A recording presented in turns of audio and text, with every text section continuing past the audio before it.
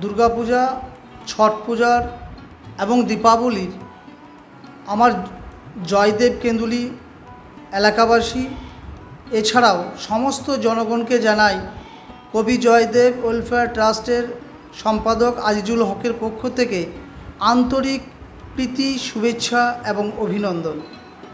এর সাথে সাথে আরও বার্তা দিতে চাইছি যে এই দুর্গোৎসব আপনার আমার সবার উৎসব।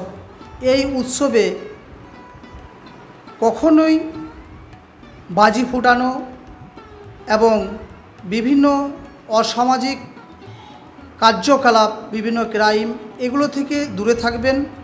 এছাড়াও এই সমস্ত উৎসবে প্রশাসনের নির্দেশিকা মেনে চলবেন।